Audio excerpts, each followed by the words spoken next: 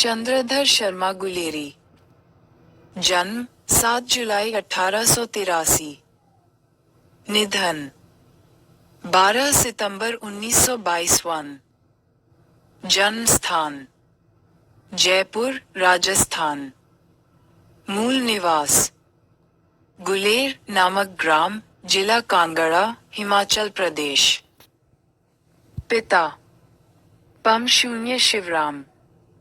शिक्षा बचपन में संस्कृत की शिक्षा 1899 में इलाहाबाद तथा कोलकाता विश्वविद्यालयों से क्रमशः एंट्रेंस तथा मैट्रिक, 1901 में कोलकाता विश्वविद्यालय से इंटरमीडिएट, 1903 में इलाहाबाद विश्वविद्यालय से B0A0। वृत्ति 1904 में जयपुर दरबार की ओर से खेतड़ी के नाबालिग राजा जय सिंह के अभिभावक बनकर मेयो कॉलेज, अजमेर में आ गए। जयपुर भवन छात्रावास के अधीक्षक। 1916 में संस्कृत विभाग के अध्यक्ष। अंतिम दिनों में मदन मोहन मालवीय के निमंत्रण पर बनारस हिंदू विश्वविद्यालय में प्राच्य विभाग के कार्यवाहक प्राचार्य तथा मनीन्द्र चंद्र नंदी पीठ के प्रोफेसर। संपादन समीक्षक, काशी नागरी प्रचारिणी पत्रिका। रचनाएं, कहानियां, सुखमय जीवन 1911, बुद्ध का कांटा 1911 और उसने कहा था 1915। प्राच्य विद्या, इतिहास, पुरातत्व, भाषा विज्ञान और समसामयिक विषयों पर निबंध लेखन।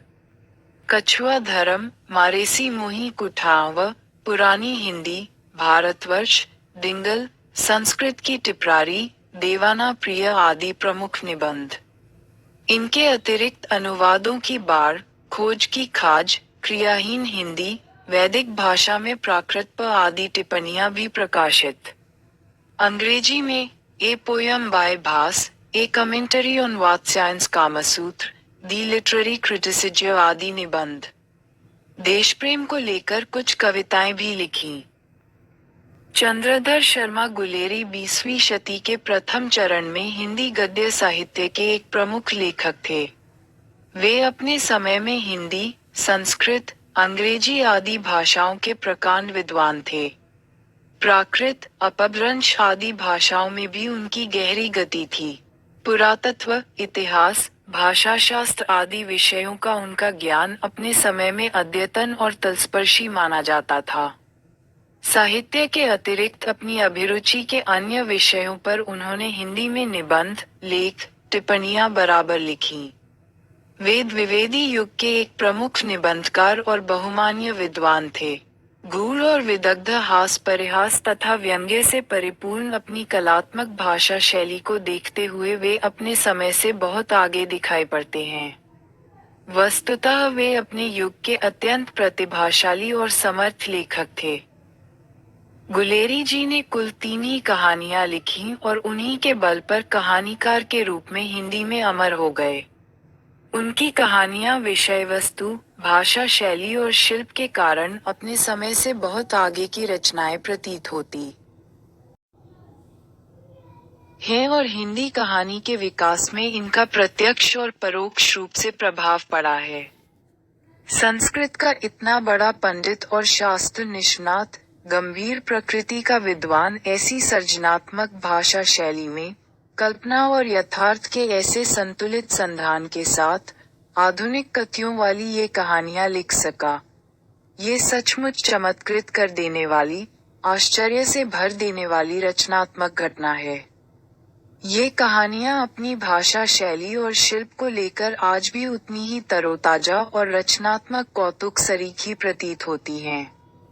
कौतुक का अभिप्राय कतई यह नहीं कि इनकी विषय वस्तु या कथ्य कम महत्वपूर्ण अथवा अगंभीर हैं। सच्चाई इसके विपरीत है। इनकी विषय वस्तु और कथ्य अधिक गंभीर, महत्वपूर्ण तथा समय से आगे के हैं। यहाँ प्रस्तुत कहानी, उसने कहा था, उनकी अमर रचना है। ये हिंदी कहानी के विकास में मील का पत्थर मानी जाती है। यह एक कालजयी रचना है। प्रसिद्ध फिल्मकार विमल राय ने इस कहानी पर फिल्म भी बनाई थी और इसके अनेक नाट्य रूपांतर हो चुके हैं। शुद्ध प्रेम की आध्यात्मिक अनुभूति और उसकी स्वाभाविक उत्सवमय अभिव्यक्ति इस कहानी का कथ्य है। कहानी अमृतसर के भीड़ भरे बाजार में शुरू होती है, जहां 12 वर्ष का लड़का लहना सिंह 8 वर्ष की एक लड़की को तांगे के नीचे आने से बचाता है। लड़का लड़की को ये पूछते हुए छेड़ता है, तेरी कुड़माई मननी हो गई? लड़की धत कहकर भाग जाती है। एक दिन वह धत कहकर भागने की बजाय कहती है, हाँ कल हो गई। देखते नहीं, ये रेशम के फूलों वाला सालू? लहना सिंह हतप्रभ रह जाता है। इसके बाद लहना सिंह से भेंट प्रथम विश्वयुद्ध के मोर्चे पर होती है। वह याद करता है कि छुट्टी के बाद घर से लाम पर जाते समय वह सूबेदार हजारा सिंह के घर गया था। वहां सूबेदारनी ने उसे एकांत में बुलाकर कहा था कि मेरे पति और बेटे बोधा का ख्याल रखना। ये सूबेदारनी बचपन में अमृतसर में मिली वही लड़की थी। लहना सिंह सूबेदारनी के प्यार की उस किरण को दुनिया से बचाकर अपने हृदय में संजोए रहा और युद्ध में अपने प्राणों की बलि देकर भी हजारा सिंह और बोधा की रक्षा की। कहानी की घटनाओं में स्वाभाविक नाटकीयता है, जो मन पर अपने उत्कर्ष की ओर संचरण करती हुई गतिशीलता के कारण जबरदस्त असर डालती है। इस तरह प्रभावान्विति जो कहानी का प्राण मानी जाती है, उसका अद्भुत रचाव है। वातावरण की सृष्टि करने में लेखक को अपूर्व सफलता प्राप्त हुई। आरंभ से ही एक कुतूहल पाठक को अपने प्रभाव में बांध लेता है और कहानी को उत्कर्ष बिंदु पर पहुंचाकर ही विराम लेता है। किंतु तब कहानी का प्रभाव मन में गूंजता रह जाता है। 66 उसने कहा था, मैं पक्के यथार्थवाद के बीच, सुरुचि की चरम मर्यादा के भीतर, भावुकता का चरम उत्कर्ष अत्यंत निपुणता के साथ संपुटित है। घटना इसकी ऐसी है जैसी बराबर हुआ करती है, पर उसमें भीतर से प्रेम का एक स्वर्गीय स्वरूप झांक रहा है, केवल झांक रहा है। निर्लजता के साथ पुकार या कराह नहीं रहा है। कहानी भर में कहीं प्रेमी की निर्लजता, प्रगल्भता, वेदना की विभत्स विवृत्ति नहीं है। सुरुचि के सुकुमार स्वरूप पर कहीं आघात नहीं पहुंचता। इसकी घटनाएं ही बोल रही हैं, पात्रों के बोलने की अपेक्षा नहीं। रामचंद्र शुक्ल उसने कहा था, बड़े बड़े शहरों के इक्के गाड़ी वालों की जबान के कोड़ों से जिनकी पीठ छिल गई है और कान पक गए हैं, उनसे हमारी प्रार्थना है कि अमृतसर के बम्बू काट वालों की बोली का मरहम लगावें। जब बड़े बड़े शहरों की चौड़ी सड़कों पर घोड़े की पीठ को चाबुक से धुनते हुए इक्के वाले कभी घोड़े की नानी से अपना निकट संबंध स्थिर करते हैं, कभी राह चलते पैदलों की आंखों के न होने पर तरस खाते हैं, कभी उनके पैरों की अंगुलियों के पोरों को चींचकर अपने ही को सताया हुआ बताते हैं और संसार भर की ग्लानि, निराशा और क्षोभ के अवतार बने नाक की सीध चले जाते हैं, तब अमृतसर में उनकी बिरादरी वाले तम चक्करदार गलियों में हर एक लद्दी वाले के लिए ठहर कर सब्र का समुद्र उमड़ाकर, बचो खालसाजी, हटो भाईजी, ठहरना भाई, आने दो लालाजी, हटो बाछा, करते हुए सफेद फेटों, खच्चरों और बतकों, गन्ने और खोमचे और भारे वालों के जंगल में राह खेते हैं। क्या मजाल है कि जी और साहब बिना सुने किसी को हटना पड़े। ये बात नहीं कि उनकी जीभ चलती ही नहीं, चलती है, पर मीठी छुरी की तरह महीन मार करती है।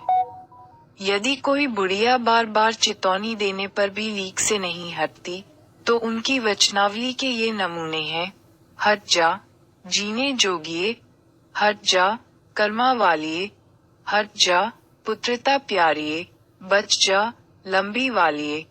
समष्टि में इसका अर्थ है कि तू जीने योग्य है, तू भाग्यों वाली है, पुत्रों को प्यारी है, लंबी उम्र तेरे सामने है, तू क्यों मेरे पहियों के नीचे आना चाहती है? बच जा। ऐसे बम्बू काट वालों के बीच में होकर एक लड़का और एक लड़की चौक की एक दुकान पर आ मिले। उसके बालों और इसके ढीले सुथने से जान पड़ता था कि दोनों सिख हैं। वह अपने मामा के केश धोने के लिए दही लेने आया था और यह रसोई के लिए बड़ियां। दुकानदार एक परदेशी से गुथ रहा था, जो सेर भर गीले पापड़ों की डी को गिने बिना हटता न था। तेरे घर कहाँ है? मगरे में। और तेरे मांझे में, यहाँ कहाँ रहती है? अतर सिंह की बैठक में, वे मेरे मामा होते हैं। मैं भी मामा के यहाँ हूँ, उनका घर गुरु बाजार में है। इतने में दुकानदार निपटा और इनका सौदे देने लगा। सौदा लेकर दोनों साथ साथ चले। कुछ दूर जाकर लड़के ने मुस्कुराकर पूछा, तेरी कुड़माई हो गई? इस पर लड़की कुछ आंखें चढ़ाकर धत कहकर दौड़ गई और लड़का मुंह देखता रह गया। दूसरे तीसरे दिन सब्जी वाले के यहाँ, दूध वाले के यहाँ अकस्मात दोनों मिल जाते। महीना भर यही हाल रहा। 2-3 बार लड़के ने फिर पूछा, तेरी कुड़माई हो गई? और उत्तर में वही धत मिला। एक दिन जब फिर लड़के ने वैसे ही हंसी में चिढ़ाने के लिए पूछा, तब लड़की लड़के की संभावना के विरुद्ध बोली, हाँ हो गई। कब? कल देखते नहीं ये रेशम से कर हुआ सालू। लड़की भाग गई। लड़के ने घर की राह ली। रास्ते में एक लड़के को मोरी में धकेल दिया, एक छाबड़ी वाले की दिन भर की कमाई खोई, एक कुत्ते को पत्थर मारा और एक गोभी वाले के ठेले में दूध उड़ेल दिया। सामने नहाकर आती हुई किसी वैष्णवी से टकराकर अंधे की उपाधि पाए। तब कहीं घर पहुंचा। 2 राम राम, ये भी कोई लड़ाई है। दिन रात खंदकों में बैठे हड्डियां अकड़ गईं। लुधियाने से 10 गुना जाड़ा, और मेह और बर्फ ऊपर से पिंडलियों तक कीच में धंसे हुए हैं। गनीम कहीं दिखता ही नहीं। घंटे 2 घंटे में कान के पर्दे फाड़ने वाले धमाके के साथ सारी खंदक हिल जाती है और 100-100 गज धरती उछल पड़ती है। इस गैबी गोले से बचे तो कोई लड़े।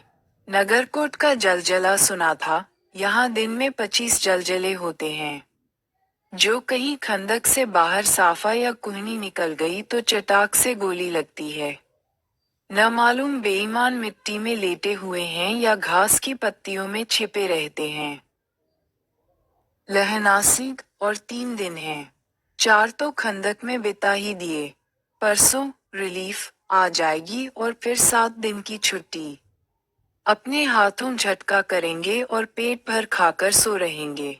उसी फिरंगी मेम के बाग में मखमल की सी हरी घास है। फल और दूध की वर्षा कर देती है। लाख कहते हैं, दाम नहीं लेती। कहती है, तुम राजा हो, मेरे मुल्क को बचाने आए हो। 4 दिन तक पलक नहीं झेपी। बिना फेरे घोड़ा बिगड़ता है और बिना लड़े सिपाही। मुझे तो संगीन चढ़ाकर मार्च का हुक्म मिल जाए, फिर 7 जर्मनों को अकेला मारकर न लौटूं तो मुझे दरबार साहब की देहली पर मत्था टेकना नसीब न हो। पाजी कहीं के कलों के घोड़े संगीन देखते ही मुंह फाड़ देते हैं और पैर पकड़ने लगते हैं। यूं अंधेरे में 30-30 मन का गोला फेंकते हैं। उस दिन धावा किया था। 4 मील तक एक जर्मन नहीं छोड़ा था। पीछे जनरल ने हट आने का कमान दिया, नहीं तो सीधे बलिन पहुंच जाते। क्यों? सूबेदार हजारा सिंह ने मुस्कुराकर कहा, लड़ाई के मामले जमादार या नायक के चलाए नहीं चलते। बड़े अफसर दूर की सोचते हैं। 300 मील का सामना है। एक तरफ बढ़ गए तो क्या होगा? सूबेदार जी, सच है, लहनासिक बोला, पर करें क्या? हड्डियों में तो जाड़ा धंस गया है। सूर्य निकलता नहीं और खाई में दोनों तरफ से चंबे की बावलियों के से सोते झड़ रहे हैं। एक धावा हो जाए तो गर्मी आ जाए। उद्यमी, उठ, सिगड़ी में कोले डाल। वजीरा, तुम 4 जन बाल्टियां लेकर खाई का पानी बाहर फेंको। महासिंह, शाम हो गई है, खाई के दरवाजे का पहरा बदल दे। ये कहते हुए सूबेदार सारी खंदक में चक्कर लगाने लगे। वजीरा सिंह पलटन का विदूषक था। बाल्टी में गंदला पानी लेकर खाई के बाहर फेंकता हुआ बोला, मैं पाधा बन गया हूँ। करो जर्मनी के बादशाह का तर्पण। इस पर सब खिलखिला पड़े और उदासी के बादल फट गए। लहना सिंह ने दूसरी बाल्टी भर उसके हाथ में देकर कहा, अपनी बाड़ी के खरबूजों में पानी दो। ऐसा खाद पानी पंजाब भर में नहीं मिलेगा। हाँ, देश क्या है, स्वर्ग है। मैं तो लड़ाई के बाद सरकार से 10 गुमा जमीन यहाँ मांग लूंगा और फलों के बूटे लगाऊंगा। लाड़ीहोरों को भी यहाँ बुला लोगे, या वही दूध पिलाने वाली फिरंगी मेम? चुप कर, यहाँ वालों को शर्म नहीं। देश देश की चाल है। आज तक मैं उसे समझा न सका कि सिख तमाकू नहीं पीते। वह सिगरेट देने में हट करती है, ओठों में लगाना चाहती है, और मैं पीछे हटता हूँ तो समझती है कि राजा बुरा मान गया, अब मेरे मुल्क के लिए लड़ेगा नहीं। अच्छा, अब बोधा सिंह कैसा है? अच्छा है, जैसे मैं जानता ही न हूँ। रात भर तुम अपने दोनों कंबल उसे उड़ाते हो और आप सिगड़ी के सहारे गुजर करते हो। उसके पहरे पर आप पहरा दे आते हो। अपने सूखे लकड़ी के तख्तों पर उसे सुलाते हो और आप कीचड़ में पड़े रहते हो। कहीं तुम न मांदे पड़ जाना। जाड़ा क्या है, मौत है, और निमोनिया से मरने वालों को मुरब्बे नहीं मिला करते। मेरा डर मत करो, मैं तो बुलेल की डर के किनारे मरूंगा। भाई कीरत सिंह की गोदी पर मेरा सिर होगा और मेरे हाथ के लगाए हुए आंगन के आम के पेड़ की छाया होगी। वजीरा सिंह ने त्योरी चढ़ाकर कहा, क्या मरने मरने की लगाई है? मरे जर्मनी और तुर्क। हाँ भाइयों, कुछ गाओ। हाँ, कैसे? दिल्ली शहर ते पिशोर नू जान दिए, कर लेना लूंग दा व्योप मंडिए, कर लेना नादेडा सौदा अरिए, ओए, लाना चटका कदुए नू। कदू वान्याए मजेदार गोरी, हुन लगा चटाका कदुए नू। ए दिल्ली शहर से पेशावर को जाने वाली मंडी में लोगों का व्यापार कर लेना। आय नाड़े भी कर लेना। ओए, अब हमें कद्दू चखना है। ए गोरे वर्ण वाली, कद्दू अत्यंत स्वादिष्ट पका है। अब हमें कद्दू चखना है। कौन जानता था कि दाढ़ियों वाले घरबारी सिख ऐसा लुच्चे का गीत गाएंगे, पर सारी खंदक गीत से गूंज उठी और सिपाही फिर ताजे हो गए, मानो 4 दिन से सोते और मौज ही करते रहे हों। 3 दोपहर रात गई है। अंधेरा है। सन्नाटा हुआ है। बोधा सिंह खाली बिस्किटों के 3 टिनों पर अपने दोनों कंबल बिछाकर लहना सिंह के 2 कंबल और एक बरान को ओढ़कर सो रहा है। लहना सिंह पहरे पर खड़ा हुआ है। एक आंख खाई के मुंह पर है और एक बोधा सिंह के दुबले शरीर पर। बोधा सिंह कराहा, क्यों बोधा भाई, क्या है? पानी पिला दो। लहना सिंह ने कटोरा उसके मुंह से लगाकर पूछा, कहो, कैसे हो? पानी पीकर बोधा बोला, कंपनी छूट रही है। रोम रोम में तार दौड़ रहे हैं। दांत बज रहे हैं। अच्छा, मेरी जर्सी पहन लो। और तुम? मेरे पास सिगड़ी है और मुझे गर्मी लगती है।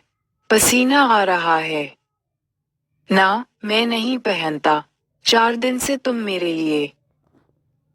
हाँ, याद आई, मेरे पास दूसरी गरम जर्सी है। आज सवेरे ही आई है। विलायत से मेमे बुन बुनकर भेज रही हैं। गुरु उनका भला करें। यूं कहकर लहना अपना कोट उतारकर जर्सी उतारने लगा। सच कहते हो? और नहीं झूठ? यूं कहकर नाही करते बोधा को उसने जबरदस्ती जर्सी पहना दी और आप खाकी कोट जीन का कुर्ता भर पहनकर पहरे पर आ खड़ा हुआ। मेम की जर्सी की कथा केवल कथा थी। आधा घंटा बीता। इतने में खाई के मुंह से आवाज आई, सूबेदार हजारा सिंह। कौन लेफ्टिनेंट साहब? हुकुम हुजूर, कहकर सूबेदार तनकर फौजी सलाम करके सामने हुआ। देखो, इसी दम धावा करना होगा। मील भर की दूरी पर पूरब के कोने में एक जर्मन खाई है। उसमें 50 से ज्यादा जर्मन नहीं है। इन पेड़ों के नीचे नीचे 2 खेत काटकर रास्ता है। 3-4 घुमाव हैं। जहाँ मोड़ है वहाँ 15 जवान खड़े कर आया हूँ। तुम यहाँ 10 आदमी छोड़कर सबको साथ ले उनसे जा मिलो। खंदक छीनकर वहीं, जब तक दूसरा हुक्म न मिले, डटे रहो। हम यहाँ रहेगा। 64 जो हुक्म। चुपचाप सब तैयार हो गए। बोधा भी कंबल उतारकर चलने लगा। तब लहना सिंह ने उसे रोका। लहना सिंह आगे हुआ, तो बोधा के बाप सूबेदार ने उंगली से बोधा की ओर इशारा किया। लहना सिंह समझकर चुप हो गया। पीछे 10 आदमी कौन रहे, इस पर बड़ी हुज्जत हुई। कोई रहना न चाहता था। समझा बुझाकर सूबेदार ने मार्च किया। लेफ्टिनेंट साहब लहना की सिगड़ी के पास मुंह फेर कर खड़े हो गए और जेब से सिगरेट निकालकर सुलगाने लगे। 10 मिनट बाद उन्होंने लहना की ओर हाथ बढ़ाकर कहा, लो तुम भी पियो। आंख मारते मारते लहना सिंह सब समझ गया। मुंह का भाव छिपाकर बोला, लाओ साहब। हाथ आगे करते ही उसने सिगड़ी के उजाले में साहब का मुंह देखा। बाल देखे, तब उसका माथा ठनका। लेफ्टिनेंट साहब के पट्टियों वाले बाल एक दिन में कहाँ उड़ गए और उनकी जगह कैदियों के से कटे हुए बाल कहाँ से आ गए। शायद साहब शराब पिए हुए हैं और उन्हें बाल कटाने का मौका मिल गया है। लहना सिंह ने जांचना चाहा। लेफ्टिनेंट साहब 5 वर्ष से उसकी रेजिमेंट में थे। क्यों साहब, हम लोग हिंदुस्तान कब जाएंगे? लड़ाई खत्म होने पर। क्यों, क्या ये देश पसंद नहीं? नहीं साहब, शिकार के वे मजे यहाँ कहाँ। याद है, पारसाल नकली लड़ाई के पीछे हम आप जगाधरी जिले में शिकार करने गए थे। हाँ, हाँ वही जब आप खोते पर सवार थे और आपका खानसामा अब्दुल्ला रास्ते के एक मंदिर में जल चढ़ाने को रह गया था। ... बेशक, पाजी कहीं का। सामने से वह नीलगाय निकली कि ऐसी बड़ी मैंने कभी न देखी थी। और आपकी एक गोली कंधे में लगी और पुट्ठे में निकली। ऐसे अफसर के साथ शिकार खेलने में मजा है। क्यों साहब, शिमले से तैयार होकर उस नीलगाय का सिर आ गया था ना? आपने कहा था कि रेजिमेंट की मेस में लगाएंगे।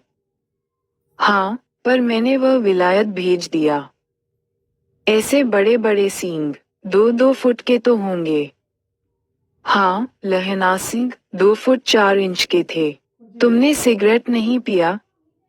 पीता हूँ साहब, दिया सलाह ले आता हूँ, कहकर लहना सिंह खंदक में घुसा। अब उसे संदेह नहीं रहा था और उसने झटपट निश्चय कर लिया कि क्या करना चाहिए। अंधेरे में किसी सोने वाले से वह टकराया। कौन? वजीरा? क्यों लहना, क्या कयामत आ गई? जरा तो आंख लगने दी होती। 4 होश में आओ, कयामत आई है और लेफ्टिनेंट साहब की वर्दी पहनकर आई है। क्या? लेफ्टिनेंट साहब या तो मारे गए हैं या कैद हो गए हैं। उनकी वर्दी पहनकर यह कोई जर्मन आया है। सूबेदार ने इसका मुंह नहीं देखा। मैंने देखा और बातें की हैं। सोहरा साफ उर्दू बोलता है, पर किताबी उर्दू। और मुझे पीने को सिगरेट दिया है। तो अब मारे गए। धोखा है। सूबेदार कीचड़ में चक्कर काटते फिरेंगे और यहाँ खाई पर धावा होगा। उधर उन पर खुले में धावा होगा। उठो, एक काम करो। पलटन के पैरों के निशान देखते देखते दौड़ जाओ।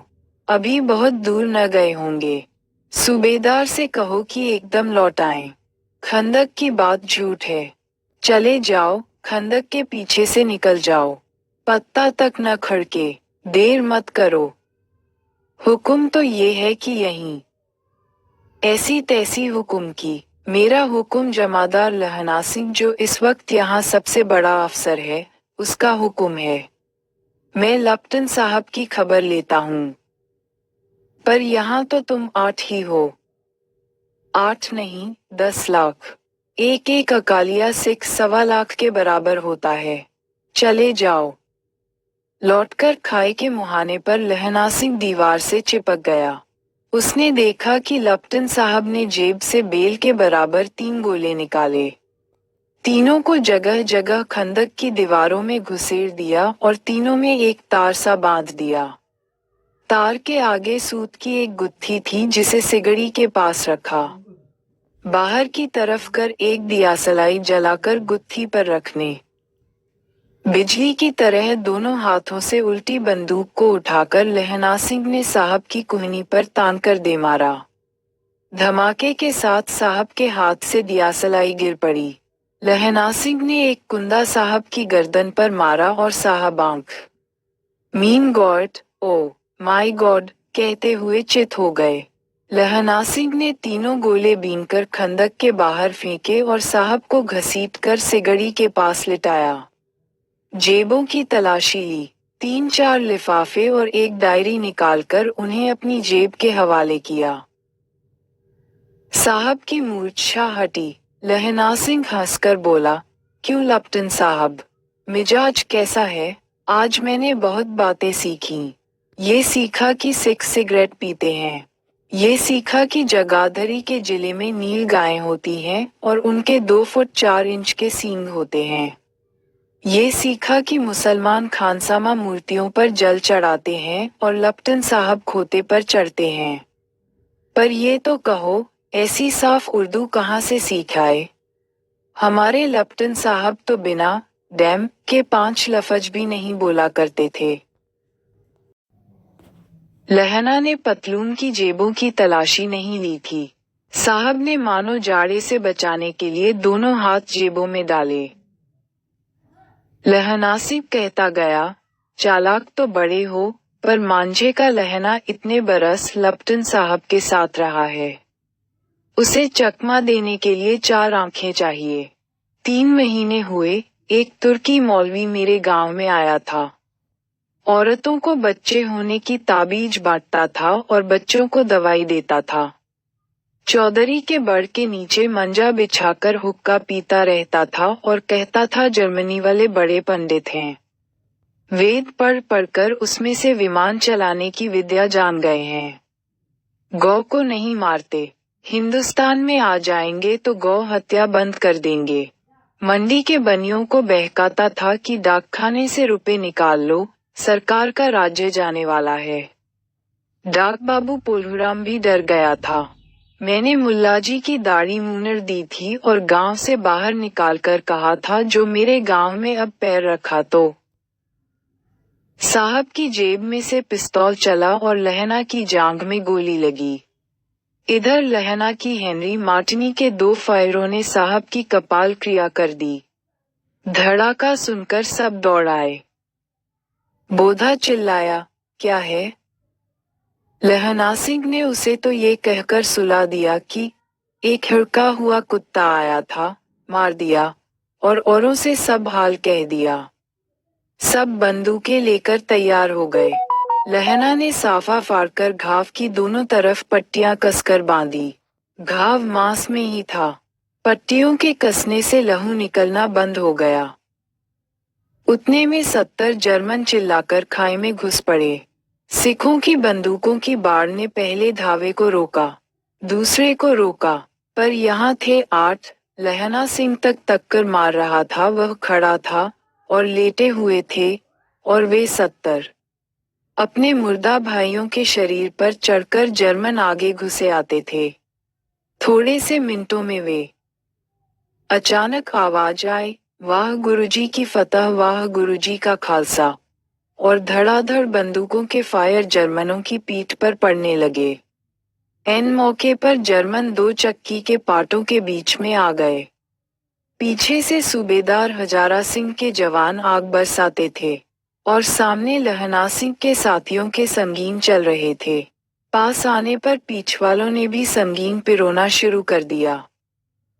एक किलकारी और अकाल सिखा दी फौज आई। वाह गुरुजी दी फतह, वाह गुरुजी दा खालसा, सत श्री अकाल पुरुष। और लड़ाई खत्म हो गई। 63 जर्मन या तो खेत रहे या कराह रहे थे। सिखों में 15 के प्राण गए।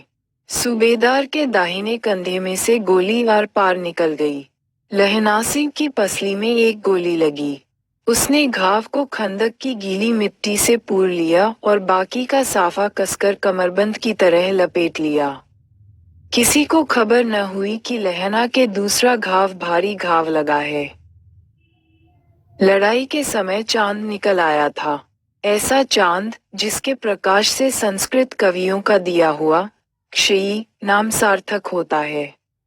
और हवा ऐसी चल रही थी जैसी कि बाणभट्ट की भाषा में दंतवीनोपदेशाचार्य कहलाती। वजीरा सिंह कह रहा था कि कैसे मन भर फ्रांस की भूमि मेरे बूटों से चिपक रही थी जब मैं दौड़ा दौड़ा सूबेदार के पीछे गया था।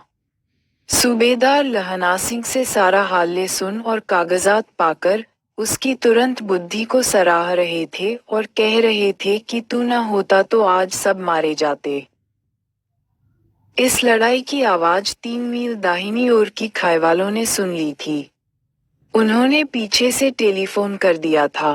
वहां से झटपट 2 डॉक्टर और 2 बीमार ढोने की गाड़ियां चलीं, जो कोई 1.5 घंटे के अंदर आ पहुंची। फील्ड अस्पताल नजदीक था। सुबह होते होते वहां पहुंच जाएंगे, इसलिए मामूली पट्टी बांधकर एक गाड़ी में घायल लिटाए गए और दूसरी में लाशें रखी गईं। सूबेदार ने लहना सिंह की जांघ में पट्टी बंधवानी चाहिए, पर उसने ये कहकर टाल दिया कि थोड़ा घाव है, सवेरे देखा जाएगा। बोधा सिंह ज्वर में बर्रा रहा था। वह गाड़ी में लिटाया गया। लहना को छोड़कर सूबेदार जाते नहीं थे। ये देख लहना ने कहा, तुम्हें बोधा की कसम है और सूबेदारनी की सौगंध जो इस गाड़ी में न चले जाओ। और तुम मेरे लिए वहां पहुंचकर गाड़ी भेज देना। और जर्मन मुर्दों के लिए भी तो गाड़ियां आती होंगी। मेरा हाल बुरा नहीं है। देखते नहीं मैं खड़ा हूं। वजीरा सिंह मेरे पास है ही। अच्छा पर बोधा गाड़ी पर लेट गया। भला आप भी चल जाओ। सुनिए तो सूबेदारनी होरा को चिट्ठी लिखो तो मेरा मत्था टेकना लिख देना। और जब घर जाओ तो कह देना कि मुझसे जो उन्होंने कहा था वह मैंने कर दिया। गाड़ियां चल पड़ी थीं। सूबेदार ने चढ़ते चढ़ते लहना का हाथ पकड़कर कहा, तूने मेरे और बोधा के प्राण बचाए हैं। लिखना कैसा, साथ ही घर चलेंगे। अपनी सूबेदारनी को तू ही कह देना। उसने क्या कहा था? अब आप गाड़ी पर चढ़ जाओ। मैंने जो कहा है वह लिख देना और कह भी देना। गाड़ी के जाते ही लहना लेट गया। वजीरा पानी पिला दे और मेरा कमरबंद खोल दे। तर हो रहा है। 5 मृत्यु के कुछ समय पहले स्मृति बहुत साफ हो जाती है।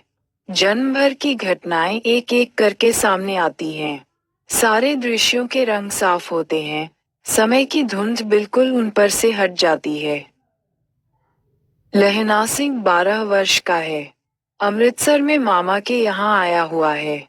दही वाले के यहाँ, सब्जी वाले के यहाँ, हर कहीं उसे एक 8 वर्ष की लड़की मिल जाती है।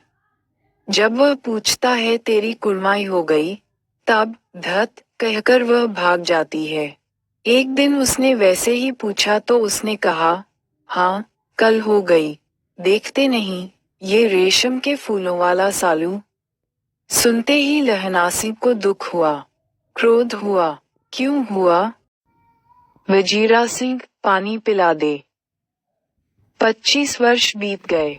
अब लहना सिंह नम 077 राइफल्स में जमादार हो गया है।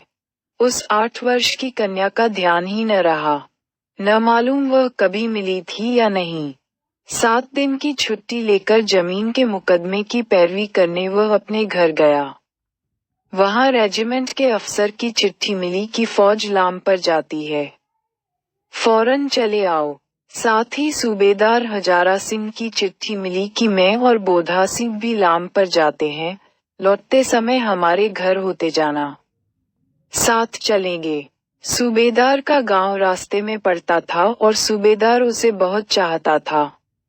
लहना सिंह सूबेदार के यहाँ पहुंचा। जब चलने लगे तब सूबेदार बेड़े में से निकल कर आया। बोला, लहना, सूबेदारनी तुमको जानती है, बुलाती है, जा मिला। लहना सिंह भीतर पहुंचा। सूबेदारनी मुझे जानती है, कब से? रेजिमेंट के क्वार्टरों में तो कभी सूबेदार के घर के लोग रहे नहीं। दरवाजे पर जाकर मत्था टेकना, कहा। असीस सुनी। लहना सिंह चुप। मुझे पहचाना नहीं? तेरी कुड़माई हो गई, धत कन हो गई देखते नहीं रेशमी बूटों वाला सालू अमृतसर में। भावों की टकराहट से मूर्छा खुली, करवट बदली, पसली का घाव बह निकला। वजीरा पानी पिला, उसने कहा था। स्वप्न चल रहा है, सूबेदारनी कह रही है, मैंने तेरे को आते ही पहचान लिया।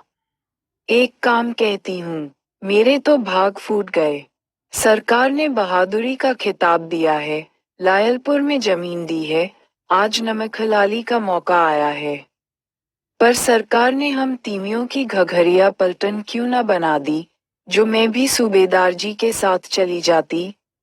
एक बेटा है, फौज में भर्ती हुए उसे 1 ही वर्ष हुआ। उसके पीछे 4 और हुए, पर एक भी नहीं जिया। सूबेदारनी रोने लगी, अब दोनों जाते हैं। मेरे भाग। तुम्हें याद है एक दिन टांगे वाले का घोड़ा दही वाले की दुकान के पास बिगड़ गया था। तुमने उस दिन मेरे प्राण बचाए थे। आप घोड़े की लातों में चले गए थे और मुझे उठाकर दुकान के तख्ते पर खड़ा कर दिया था।